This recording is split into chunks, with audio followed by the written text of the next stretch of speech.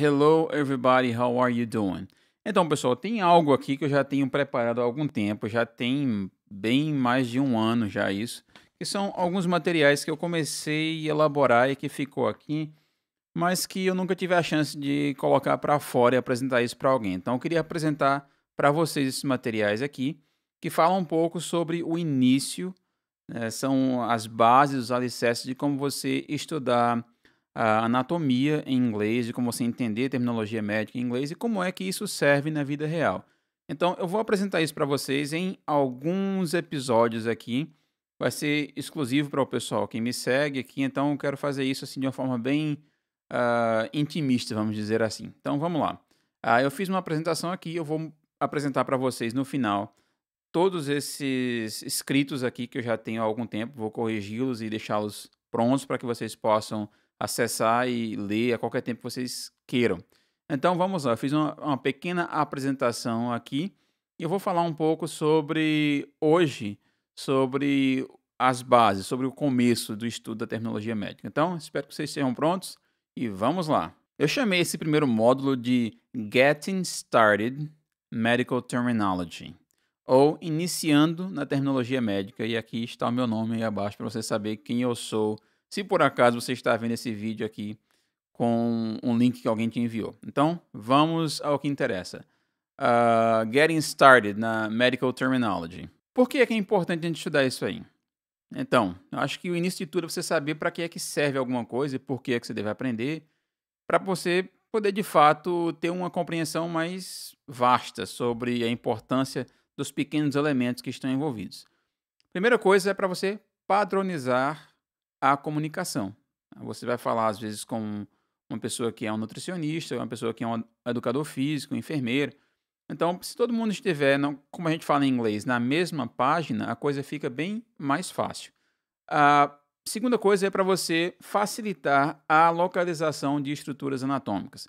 Você vai dizer com certo nível de precisão aonde a estrutura se encontra. Um próximo passo, que esse é um passo que para mim é muito importante, que é você criar imagens tridimensionais através da descrição verbal de alguma coisa. Quando alguém está dizendo a você onde é que fica alguma coisa, você consegue, na sua cabeça, fazer ali uma conexão tridimensional e imaginar mais ou menos o que está acontecendo. A próxima, para mim, também muito importante é você compreender o movimento de forma tridimensional. Então, você ouvir alguém descrever um movimento para você, descrever como alguém caminha, como alguém está executando um determinado movimento, seja lá no esporte ou seja lá na vida do cotidiano, para você poder ter essa noção, para mim, isso é fundamental. E um outro aqui, que é mais um deles apenas, né, tem muitos outros, mas é você compreender casos clínicos com a maior facilidade. Você consegue, se você ouvir alguém descrever uma cirurgia, por exemplo, você vai saber mais ou menos o que é que foi feito ali, através do seu conhecimento da linguagem técnica, não é? E aí surge a pergunta, por onde é que eu começo o estudo da linguagem técnica, da linguagem médica? Eu recomendo começar pela anatomia. Se você já conhece de anatomia, eu recomendo você recomeçar pela anatomia.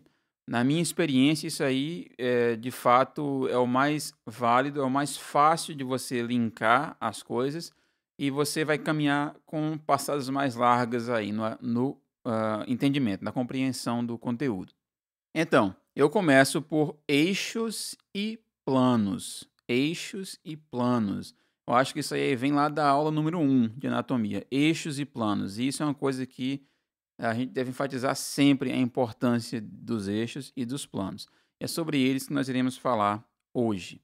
Então, axes and planes. Axes and planes. E eu quero que vocês prestem minha atenção no que nós estamos falando aqui.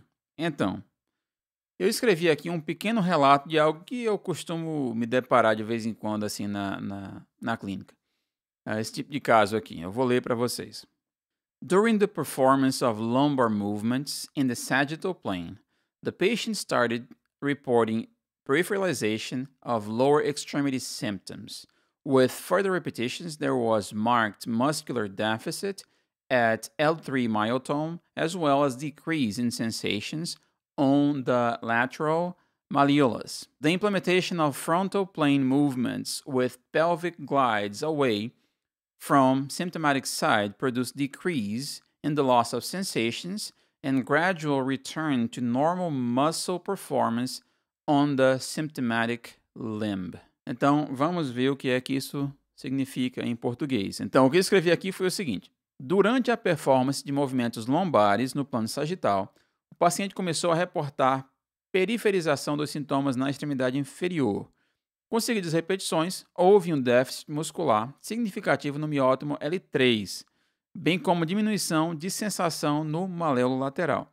A implementação de movimentos no plano frontal com deslizamento pélvico no sentido contrário ao do membro sintomático produziu diminuição gradual de perda de sensação e um retorno gradual da performance muscular da extremidade afetada. Se a gente voltar aqui, vocês vão ver dois termos que eu circulei, que é o termo sagittal plane e o termo frontal plane. É muito comum se utilizar essa terminologia quando se referem aos movimentos da coluna lombar e da coluna cervical. A gente fala sempre em sagittal movements e lateral movements, que são relacionados com os planos de movimento. Então, eu queria apresentar para vocês agora os planos de movimentos, que são os planos e também os eixos de movimentos. Primeiro, sagittal plane. Sagittal plane.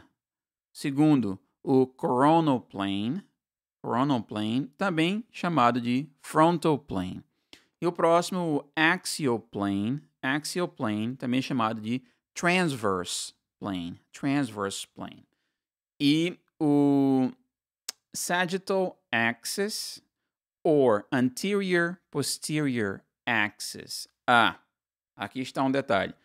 Se você observar lá em cima, a gente tem a palavra axis, que tem a letra E, né? E você observar aqui abaixo, nós temos o axis com a letra I.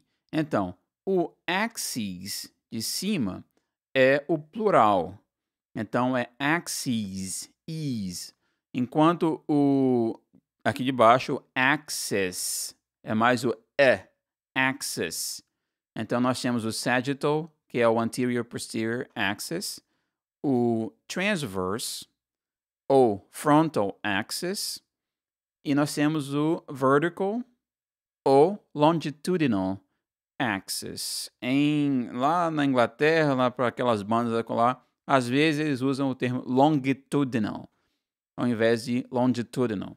Então, eu não escrevi esses termos em português porque são bem óbvios, né? Sagittal é sagital. Então, coronal é coronal e assim por diante. Então, se vocês observarem do lado direito dessa tabela, nós temos a pronúncia fonética que eu estou usando aqui do dicionário Webster americano. Então, fica aí o detalhe. Agora, vamos a um outro ponto, que é o seguinte: eu acho fundamental você compreender mais ou menos quais movimentos acontecem em cada um desses eixos e planos de movimento. No material que eu vou enviar para vocês, vai ter lá aquela foto famosa que vocês sempre veem na aula de anatomia dos planos e dos eixos. Mas aqui eu queria exemplificar alguns movimentos que a gente lida muito na clínica quando a gente vai tratar paciente, principalmente se você for tratar paciente atleta, mas também quando você vai tratar pacientes, por exemplo, que cortam madeira. O pessoal corta madeira para poder colocar na chaminé no final do ano. Coisas assim, onde acontecem várias lesões nesse tipo de situação. Quando as pessoas estão limpando a neve do lado de fora da casa, shoveling snow, né, que é você com a pazinha lá retirar a neve. Também acontecem muitas lesões nesse período aí. Então é importante você entender como descrever esses movimentos para uma outra pessoa que esteja lendo isso de você. Então vamos aos movimentos. Primeiro, vamos falar sobre os movimentos nos planos. Então, eu tenho aqui o movement, tenho a tradução dele, e tenho o plane. Então, chopping wood, or wood chopping. Chopping wood seria o verbo, né? Wood chopping seria a ação de cortar madeira. Acontece no transverse plane, que é esse movimento de twisting. Acontece no transverse plane, que a gente fala o transverse plane is where power lives. Então, transverse plane é o lugar onde a força, o poder, né, a explosão acontece. Você swing in a baseball bat, né? O movimento de swing in the bat. O movimento de hitting a golf ball. Esses movimentos aí acontecem todos no transverse plane. O segundo aí é pitching a baseball, que é lançar uma bola de beisebol. Pitch. Esse movimento aqui acontece no transverse plane. Claro que ele tem uma combinação de outros planos, mas o movimento principal é essa rotação do torso aqui, portanto, no transverse plane. O outro movimento que eu coloquei aqui é um squat. Squat é um agachamento que acontece no sagittal plane, porque a pessoa move-se nesse plano aqui, né? De frente para trás aqui. Embora haja várias juntas envolvidas nesse movimento, o squat acontece praticamente todo no sagittal plane. E aqui vem o último desses movimentos, que é o jumping jacks. Jumping jacks é aquele movimento de polichinelo, né, que o pessoal chama. Eu sempre achava que era polir chinelo, mas é polichinelo a palavra. Então, esse aí acontece no frontal plane, que é esse plano aqui. Portanto, a abdução, a abduction e adduction, abduction and adduction acontecem aqui no frontal plane. Então, dito isso, vamos aos eixos. Esses mesmos movimentos aqui que nós falamos, mas em relação ao seu eixo. Os eixos são os seguintes. For wood chopping, nós temos, isso acontece no vertical ou no longitudinal axis, que é esse eixo aqui, né?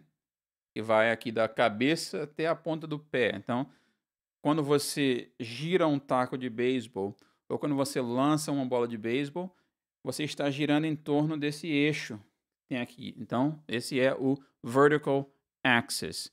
Vertical axis or longitudinal axis. Pitch na baseball, mesma coisa no vertical or longitudinal axis. Portanto, nenhum detalhe aí. O squat, que é o agachamento. O squat ou o agachamento acontece, se a gente pensar assim, ele acontece aonde? Acontece in the hips, nos quadris, the knees, né, nos joelhos, e ankles. São essas três juntas que fazem a maior parte do squat. Portanto, o eixo que atravessa essas juntas aí é o frontal, que vai nessa direção, ou também o transverse. E para isso, eu trouxe aqui a minha flauta para exemplificar esse eixo. Lembra aí, essa flauta é uma flauta transversal. Se fosse uma flauta vertical, ela seria assim. Então, uma flauta transversal. Então, os movimentos que acontecem ao redor desse eixo, como no caso da flexion squat, so flexion of the hip, flexion of the knee, and dorsiflexion of the ankle, que são todos ao redor do mesmo eixo, esses movimentos acontecem no frontal ou no transverse plane. Então, já o caso do jumping jacks, imagine um eixo que atravessa como uma flecha aqui o ombro. E aí, quando você faz esse movimento de abduction aqui, né, você está fazendo nesse eixo aí. Então, esse eixo também é chamado de sagittal axis. É só você lembrar daquela sutura que a gente tem aqui, que é a superior sagittal suture, que é essa sutura entre os parietal bones. Então, portanto, aí fica o nosso entendimento sobre eixos e sobre planos. Então, espero que isso tenha ajudado. Não somente você saber os termos, você também lembrar o conceito de planos e o conceito de eixos. Então, thank you very much. That was it for axes and planes. É isso aí para eixos e planos. E no próximo capítulo nós iremos falar sobre outros detalhes aqui em relação a isso, que eu já esqueci, por isso que eu vou ter que olhar aqui. No próximo a gente vai falar sobre profundidade de estruturas. Então, that's it. See you guys in the next one.